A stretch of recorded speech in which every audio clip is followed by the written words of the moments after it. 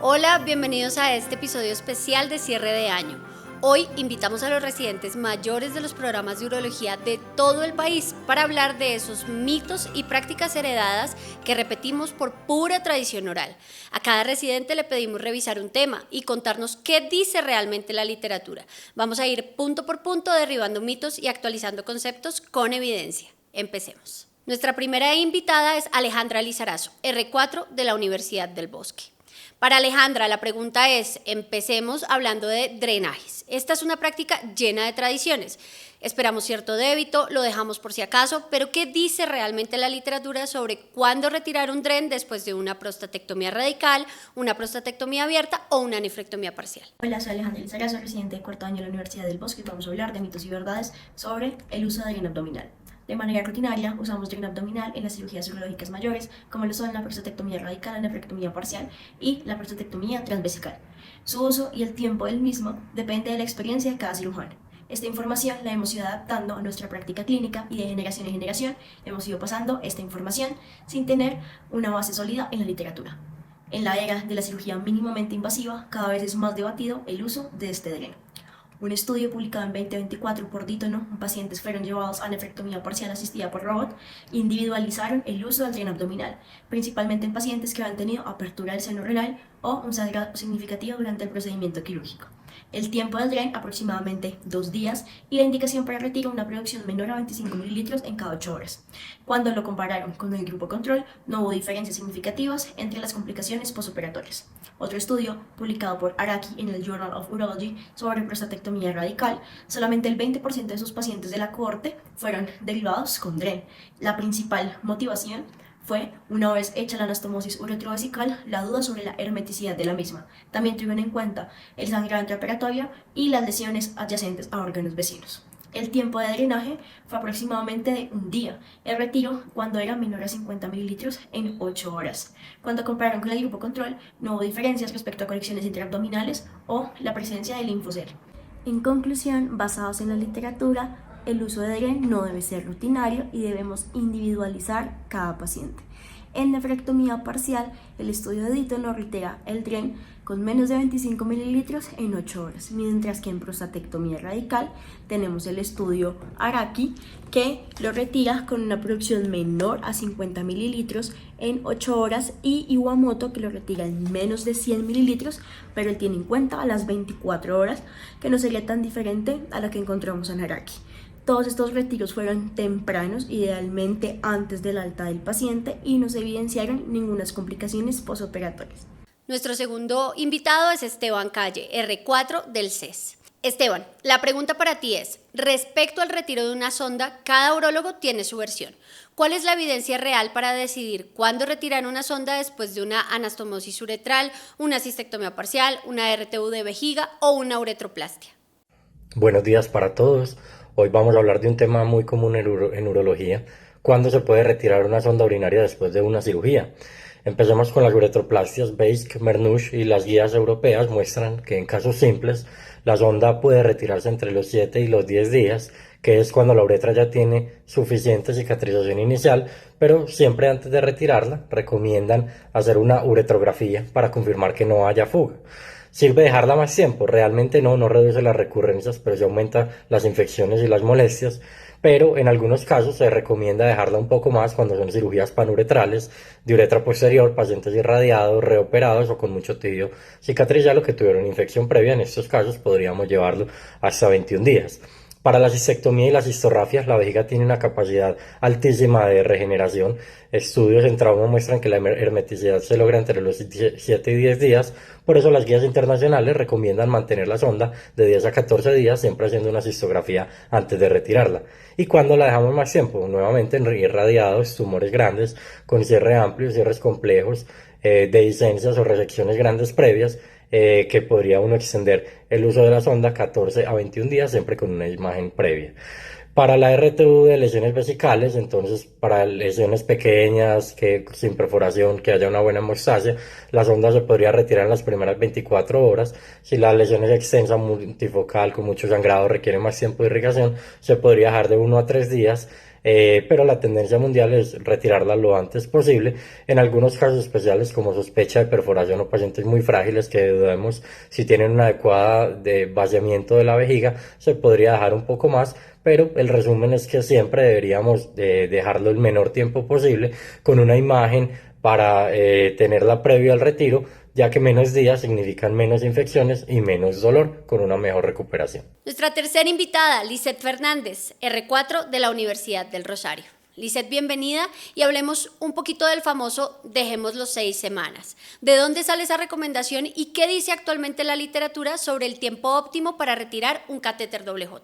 Mi nombre es Lisette Fernández, residente de cuarto año en la Universidad de Rosario. Les hablaré sobre el catéter WJ y cuándo debe retirarse tras un procedimiento endoscópico. Es un tema clave en urología para evitar complicaciones y así optimizar el manejo del paciente.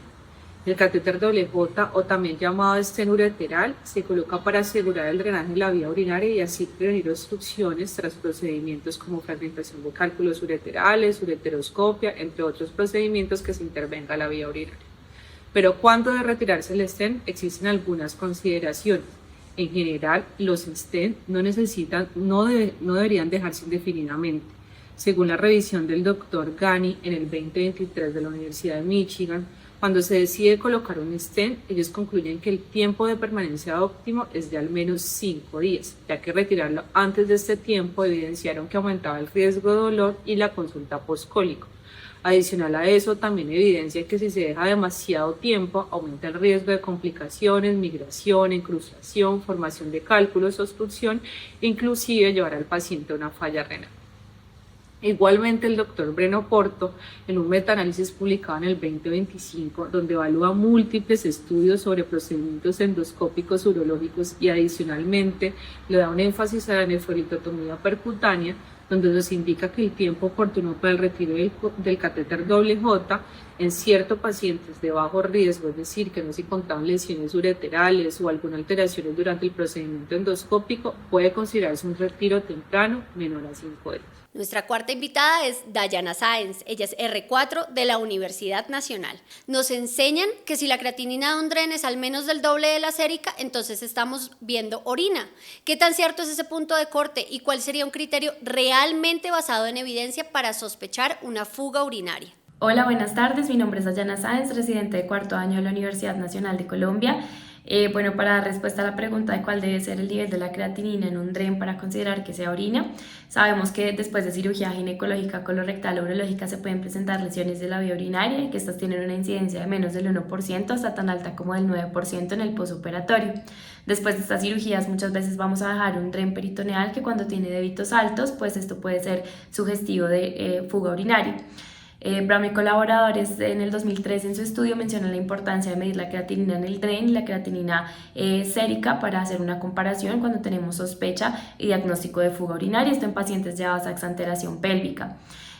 Flores y colaboradores en 2010 hicieron un estudio retrospectivo de pacientes llevados a trasplante renal y identificaron a aquellos que tenían linfocele y fuga urinaria. Establecieron como punto de corte un valor mayor de 6 para la relación y con esto observaron una diferencia estadísticamente significativa, con la cual había 6 veces mayor probabilidad de tener fuga urinaria, sin embargo tenían un bajo número de pacientes. Más adelante, Wang et al. En 2015, en un estudio retrospectivo de 23 pacientes llevados a cirugía colorectal, en los cuales se evaluaron tanto la creatinina y el BUM en el líquido de drenaje como en el líquido sérico, hicieron una comparación y observaron que había una diferencia estadísticamente significativa para los pacientes que tenían fuga urinaria versus el grupo de control, con unos valores de hasta 10 veces y una P de menor a 0.001. Finalmente, Regmi y colaboradores en un estudio retrospectivo del 2021 evaluaron la relación en pacientes llevados a cirugía cistectomía radical y identificaron que valores por encima del 18% tenían una sensibilidad del 77% y una especificidad del 87%. Para concluir, pues realmente no hay estudios claros al respecto. Con niveles por encima de 6 o 10 veces debemos sospechar urinoma. No hay un valor límite claramente establecido en la literatura, pero pues sí es claro que esta es una estrategia sencilla que amerita confirmación radiológica. Muchas gracias. Nuestro quinto invitado es Emel Pacheco, R4 de la Universidad de Antioquia. Emel, Cuando un paciente tiene sospecha de asitis quilosa después de una linfadenectomía, pedimos triglicéridos en el drenaje. ¿Cuál sería el valor real para diagnosticar asitis quilosa? Hola, mi nombre es Emel Pacheco, residente de cuarto año de la Universidad de Antioquia, y hoy vamos a responder una pregunta de nuestra tradición oral urológica, la cual es: ¿cuál es el valor de triglicéridos en DREN o en paracentesis que nos debe hacer sospechar asitis quilosa? Recordemos que la asitis quilosa es la presencia de quilo dentro de la cavidad peritoneal. Es una complicación que pudiera ocurrir después de realizar la linfadenectomía y su persistencia conlleva mala absorción, desnutrición y complicaciones metabólicas e inmunológicas en el paciente. El gold estándar para su diagnóstico es detectar kilomicrones en este líquido. Sin embargo, el realizar este estudio tiende a ser caro y poco disponible, por lo cual hemos utilizado a lo largo de la historia la presencia de triglicéridos y la medición de sus niveles para hacer el diagnóstico. Tradicionalmente se ha aceptado que el valor de 200 es un punto de corte que nos lleva a pensar que hay asitis quilosa. Sin embargo, hice una búsqueda de artículos para ver cuál debería ser el punto de corte óptimo y encontré dos estudios. El primero es una evidencia extrapolada de cirugía de tórax, el cual viene de un estudio de 1980 de Stats y colaboradores, donde evaluaron líquido pleural en 141 pacientes y encontraron que era indicativo de kilotórax a partir de 110 miligramos sobre decilitros. Sin embargo, esto es extrapolado, como les digo, y no es hasta el 2017 que Thaler y colaboradores hacen la evaluación del líquido peritoneal. Se hizo en 113 pacientes y se encontró que el valor de punto de corte que pudiéramos utilizar para diagnosticar asitis quilosa era 187 miligramos sobre decilitro en triglicéridos, con una zona equívoca que iba de 148 a 246 miligramos sobre decilitros. Es la mejor evidencia disponible. Digamos que la principal falla es la muestra pequeña, pero nos da a entender que el punto de corte que utilizamos, que es de 200 miligramos sobre decilitros, está en el rango aceptado para diagnosticar asitis quilosa. Queda abierta la invitación de hacer estudios de mejor calidad para poder dar una respuesta más exacta a esta pregunta. Muchísimas gracias. Nuestra sexta invitada es Pamela Tarazona, R4 de la Universidad Autónoma de Bucaramanga. Pamela, la pregunta para ti es el famoso umbral del 20% de función renal. Esto lo repetimos como un mantra, pero ¿qué tan real es ese punto de corte? ¿Qué dice hoy la literatura acerca de cuándo realmente está indicado hacer una nefrectomía de un riñón que ya no funciona? Hola, soy Pamela Tarazona, residente de cuarto año en la Universidad Autónoma de Bucaramanga, y hoy vamos a hablar de cuándo hacer una nefrectomía. La decisión de realizar una nefrectomía en el contexto no oncológico combina tres elementos: la función renal diferencial, la presencia de síntomas o complicaciones y la probabilidad de recuperar a este riñón de la patología que lo está afectando. Realizamos una nefrectomía cuando un riñón enfermo genera morbilidad y su función es escasamente recuperable. Tradicionalmente hemos aprendido y usado un valor por debajo del 20% para considerar un riñón que se encuentra excluido funcionalmente. Sin embargo, en la literatura estos valores varían ampliamente. Por ejemplo, estos colaboradores consideran que un riñón no funciona cuando tiene un aporte debajo del 35% basado en los cambios histológicos. Sin embargo, en la estrechez de la unión plurilateral en población pediátrica, la función renal puede mejorar incluso cuando el aporte previo a la cirugía es menor al 10%. En adultos estos valores cambian. Suelen no recomendar hacer una cirugía desobstructiva o reconstructiva con valores por debajo del 25%. Y en el caso de obstrucciones crónicas, la función renal suele no mejorar, pero sí podríamos impactar en evitar que el daño renal siga progresando. En conclusión, la decisión de hacer una nefrectomía debe integrar función renal diferencial, etiología y síntomas. Y aunque el umbral debajo del 20% es el más usado, sigue siendo un valor arbitrario. En adultos por debajo del 20%, rara vez la función renal recupera y suele justificar una nefrectomía si hay morbilidad. En niños podríamos intentar un manejo reconstructivo incluso con valores por debajo de este nivel. Nuestro séptimo invitado es Sebastián González, R4 de Fuchs. Sebastián, bienvenido y ayúdanos con esta pregunta. Hay suplementos súper populares entre pacientes y médicos. ¿Qué evidencia real existe para el saupalmeto, la chancapiedra y el cranberry en síntomas urinarios, manejo de litiasis renal o prevención de IBU? ¿Qué sirve y qué es un mito? Hola, hoy les voy a hablar de 3 tratamientos naturales muy conocidos en la urología. Primero tenemos la chancapiedra, que es muy popular en países tropicales para la litiasis urinaria.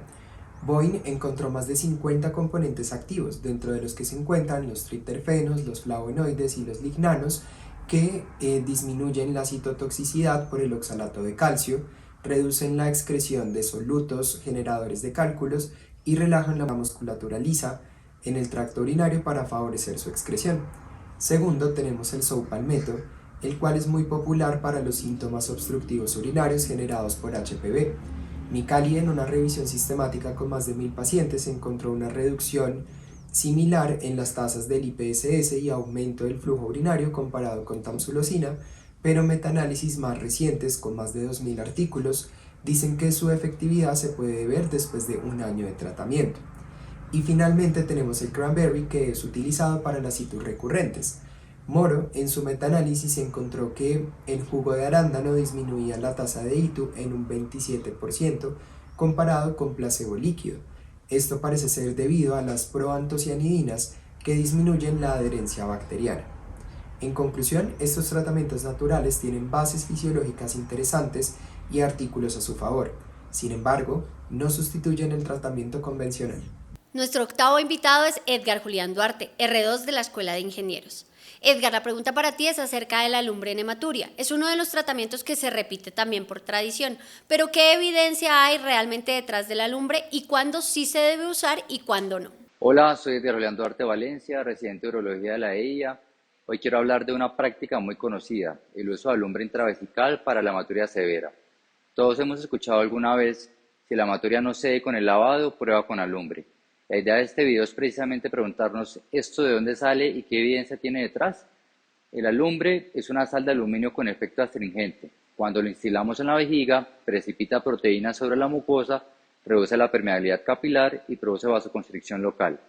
En la práctica, esto ayuda a sellar superficies sangrantes, sobre todo en cistitis hemorrágicas de difícil manejo, como la inducida por radioterapia o quimioterapia, cuando el lavado de la solución salina ya no es suficiente. En cuanto a la evidencia, no es solo un recurso empírico. Desde principios de los años 80 hay reportes como el de Ostrov y Chenault en el Journal of Urology que describen el uso de irrigación con alumbre en hemorragia vesical masiva con muy buenos resultados. Más recientemente, Westerman y colaboradores en un estudio de la Clínica Mayo publicado en el 2016 en el International Brazilian Journal of Urology evaluaron pacientes con cistitis hemorrágica refractaria y mostraron que una proporción importante logró controlar hematurias solo con alumbre, con un perfil de efectos adversos aceptable, principalmente dado por espasmos vesicales. Inclusive, algunas asociaciones como el reporte de buenas prácticas de la Canadian Urological Association incluye la alumbre intravesical como una opción válida en cistitis hemorrágica por radiación, siempre que el paciente tenga una función renal conservada. En resumen, esta conducta que muchos aprendimos por tradición oral sí cuenta con respaldo en la literatura y en guías, pero debe utilizarse con criterio, seleccionando bien al paciente y conociendo sus limitaciones. Así, un consejo heredado se transforma en una intervención con base científica clara. Nuestra novena invitada, Natalia Rodríguez, R4 de la Universidad Javeriana. Natalia, hablemos un poquito de las heridas. ¿Cuándo debemos descubrirlas? Y un clásico colombiano, panela, gelatina sin sabor y azúcar. ¿De dónde salieron esas ideas de usarlas en las heridas y qué dice la literatura sobre su eficacia y sus riesgos? Hola, soy Natalia Rodríguez, residente de cuarto año de la Universidad Javeriana y vengo a hablarles sobre cuándo descubrir nuestras heridas. Las guías de NICE, de CDC y la última revisión de Cochrane del año 2015 recomiendan el retiro de los vendajes, es decir, descubrir las heridas en las primeras 24 a 48 horas. ¿Por qué? Porque durante este tiempo inicia la epitelización y es muy importante cuidar de infecciones las heridas en este momento. Luego de las 48 horas no hay evidencia que indique que esto mejora la tasa de infecciones o la cicatrización de las heridas. Entonces descúbrelas en este tiempo. En cuanto a qué elementos utilizar en las heridas para favorecer la cicatrización, algunas personas piensan que ponerle panela, gelatina sin sabor o azúcar puede mejorar la cicatrización, sin embargo esto no tiene tanta evidencia. Especialmente la gelatina sin sabor y la panela son agentes que no son antimicrobianos y adicionalmente no se encuentran controlados. Al ser materiales caseros pueden favorecer las infecciones, entonces no está recomendado su uso. El azúcar, únicamente el azúcar refinada, sí existen estudios en donde se evidencian que son agentes osmóticos y pueden actuar como una forma de antimicrobiano, sin embargo, no hay tanta evidencia, entonces no recomiendes utilizar estos elementos a tus pacientes. Nuestra décima invitada es Fereshteh Khoshbin, ella es R1 de la Universidad de los Andes.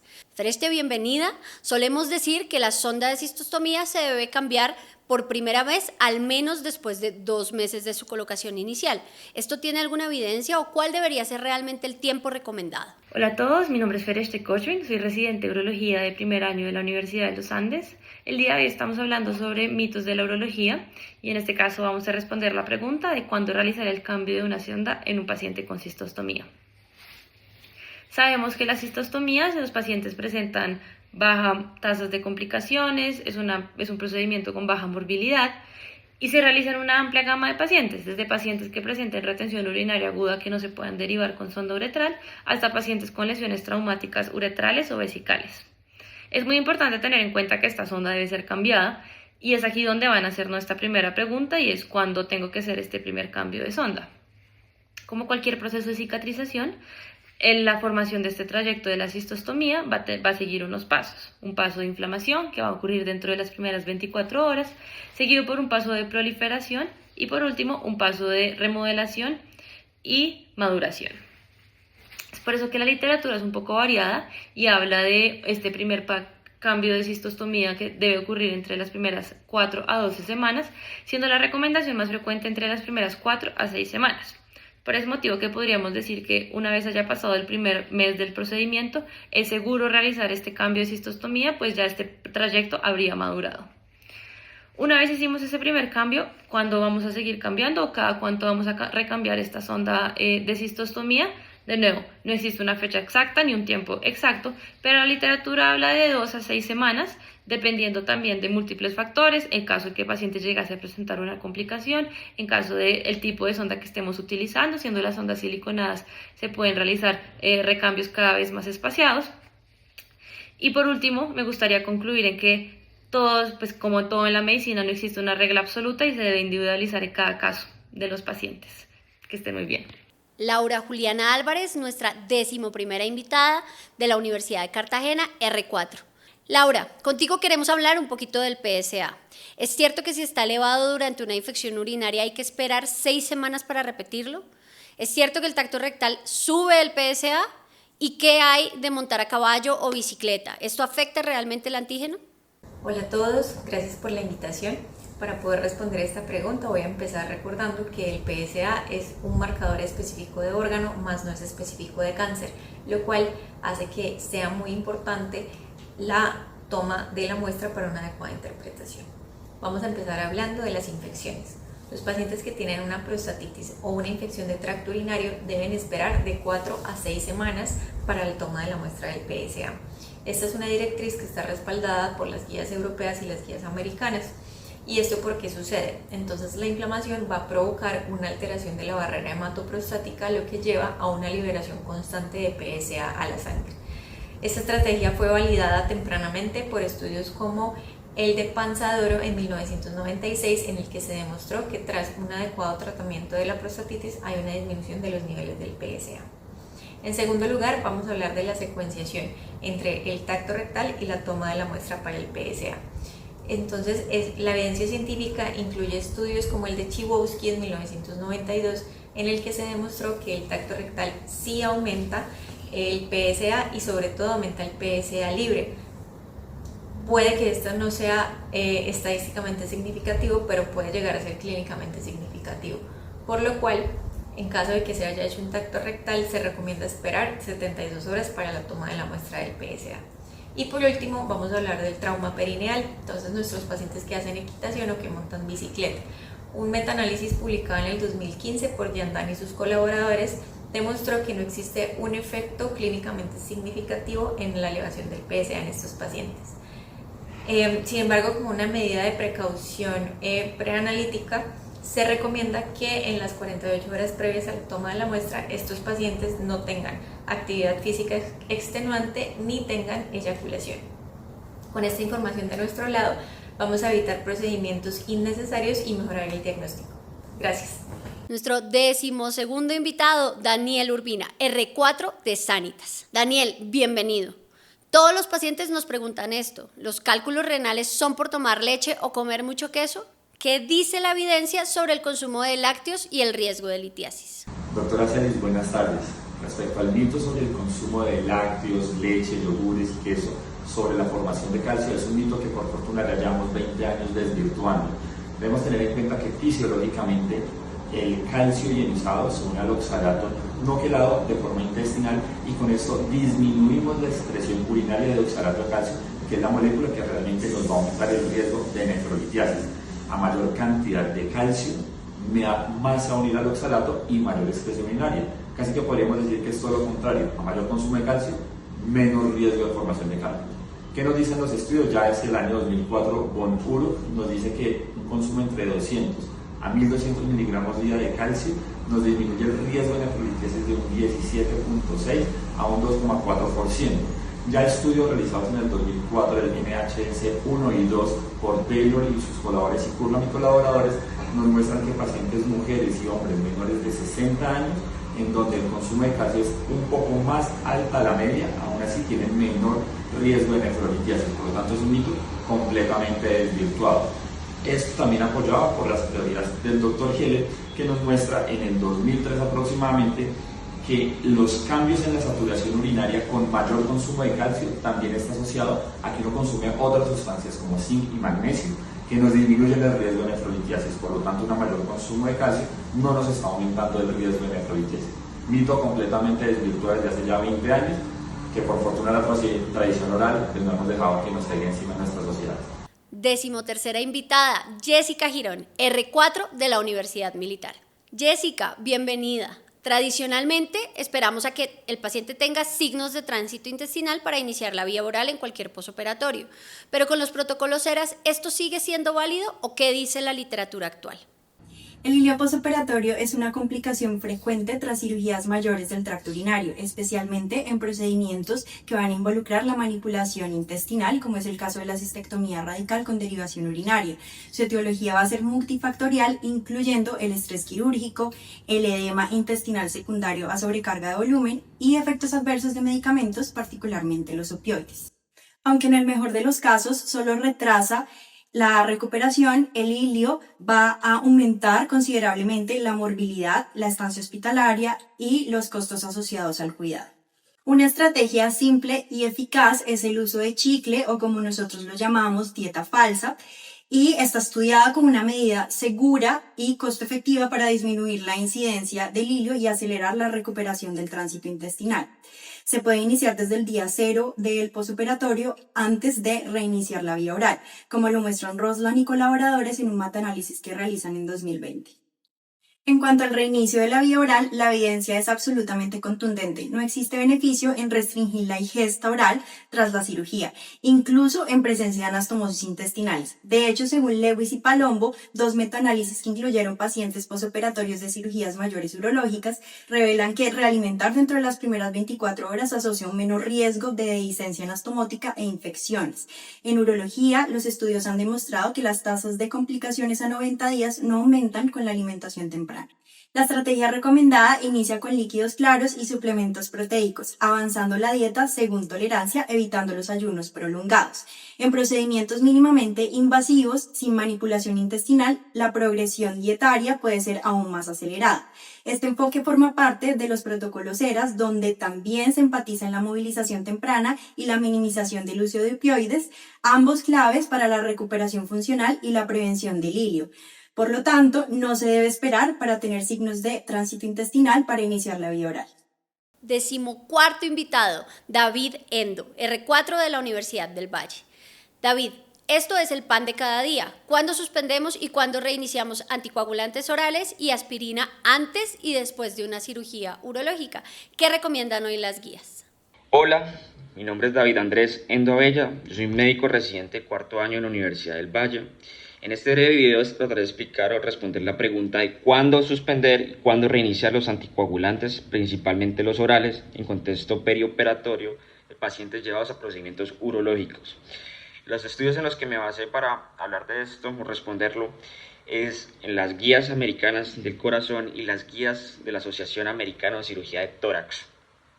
Los pacientes se deben individualizar en cuanto a disminuir el riesgo de tromboembolismo venoso y que los pacientes pueden aumentar el riesgo de sangrado según los medicamentos que tomen. Hay unos procedimientos que se van a clasificar en alto riesgo de sangrado, en otros que riesgo intermedio o bajo de sangrado.